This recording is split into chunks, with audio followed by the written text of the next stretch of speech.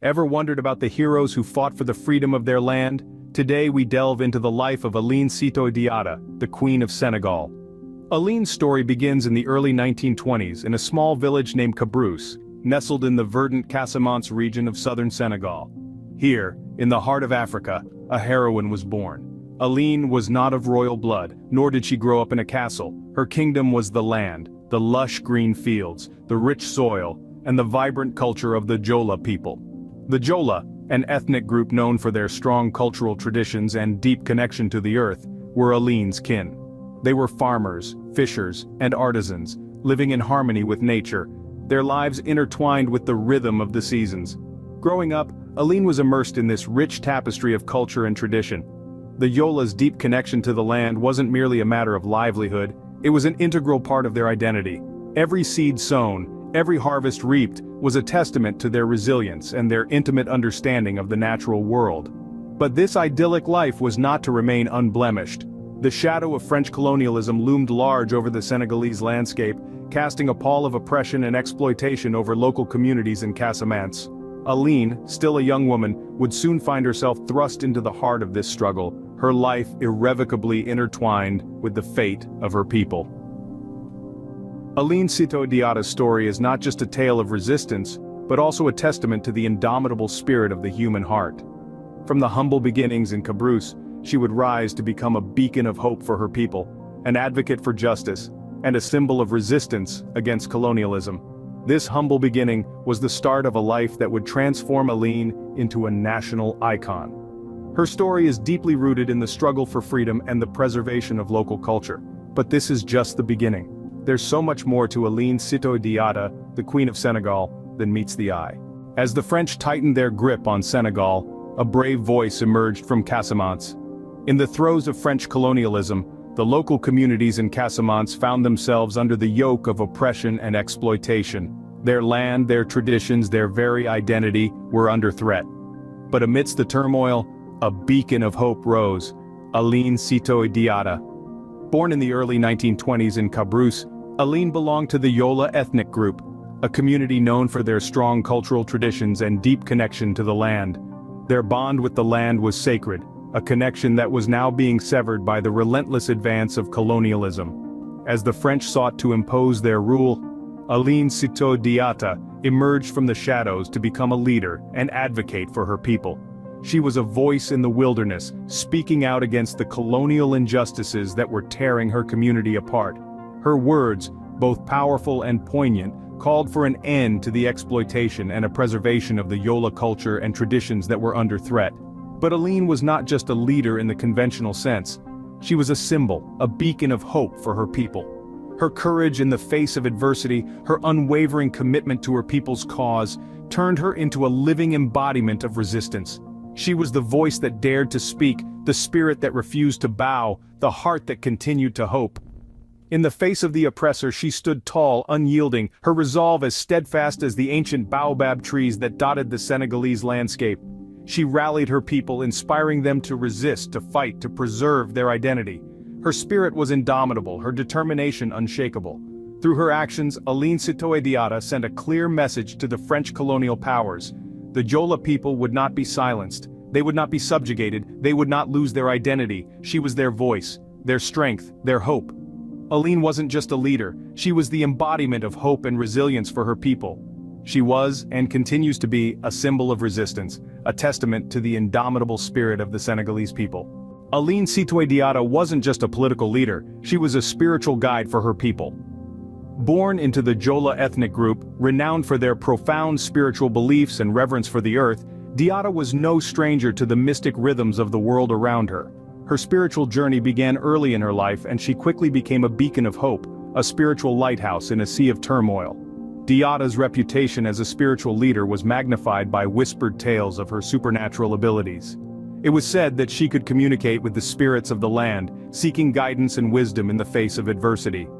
Her ability to heal the sick and wounded only added to her mystique, bolstering her status as a spiritual icon. In her, the Yola people found solace, guidance, and a spiritual compass to navigate the turbulent waters of colonial oppression. But Diatta's spiritual prowess wasn't merely confined to the metaphysical realm, she harnessed it as a tool for mobilization and resistance. The spiritual realm was her stage, and she used it to galvanize her people against the colonial forces that sought to subjugate them. She became a spiritual warrior, a beacon of resistance in a time of despair. Diatta's spiritual influence extended beyond the confines of her immediate community. Her reputation spread like wildfire, igniting a sense of unity among the Yola people.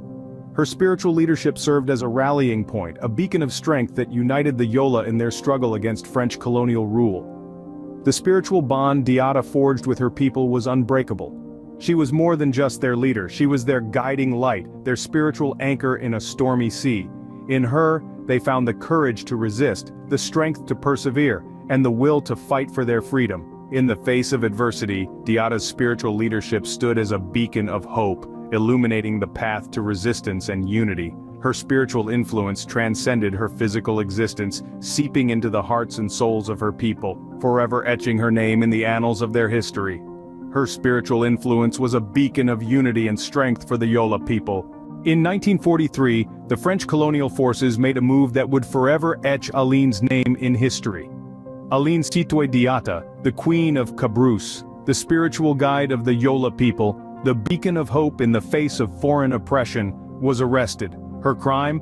Rebellion and insurgency against the colonial forces that sought to exploit her land and her people. The French colonial forces, fearing her influence and the unity she inspired among the Yola people, made a calculated move. They hoped to quell the growing resistance by silencing its most potent voice.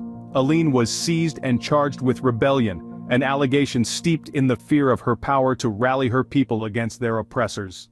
Her arrest sent shockwaves across Senegal and beyond.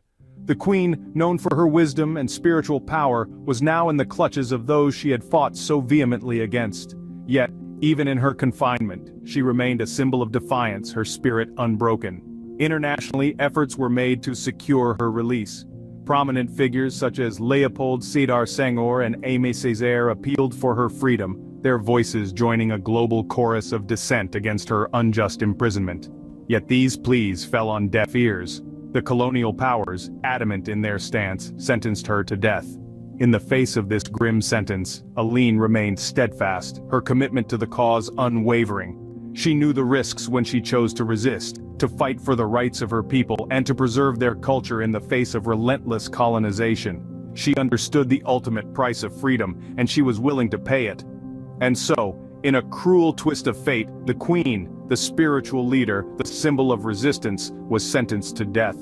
Her life was taken on a cold day in January of 1944, an attempt to extinguish the fire of resistance she had kindled among her people. But little did they know, her execution didn't snuff out her spirit, it only fanned the flames of resistance. Aline Sitoé Diatta's martyrdom was just the beginning of her enduring legacy. Her execution on a cold January day in 1944 did not signify an end, but rather the birth of a symbol of resistance that would echo through the ages. Her courage, her leadership, and her unyielding dedication to her people's cause were etched into the annals of history, not just in Senegal, but across the entire African continent. In the face of colonial oppression, she had stood tall, her voice resounding with the spirit of resistance. She had spoken against injustices, advocated for the preservation of the Yola culture, and led her people in a struggle for freedom. Her arrest and subsequent execution by the French colonial forces only served to amplify her message, turning her into a martyr and a beacon of defiance against colonialism. Today, her story continues to inspire generations of Africans, serving as a powerful reminder of the strength, determination, and resilience of the African spirit. Her name is spoken with reverence and respect, her story told and retold, strengthening the bond of unity among the Senegalese and the entire African continent. Every year, the spirit of Aline Sitoé Diatta comes alive in the annual Aline Sitoé Diatta Festival, a celebration of her life, her legacy, and the resilience of the Yola community she loved so dearly. The festival is not just a commemoration, but a testament to the enduring influence of Queen Diatta. It serves as a platform for the preservation and promotion of Jola culture and traditions, a cause Diatta championed throughout her life. Her legacy is not just in the stories told or the festivals held in her honor. It is in the spirit of resistance she instilled in her people, in the fight for freedom she spearheaded, and in the cultural preservation she advocated. It is in the hearts and minds of every Senegalese, every African who hears her story and draws inspiration from it. Aline Sitoé Diatta, a testament to the strength and determination of African women, remains an enduring symbol of resistance and independence. Aline Sitoé Diatta's life is a powerful narrative of resistance, bravery, and sacrifice.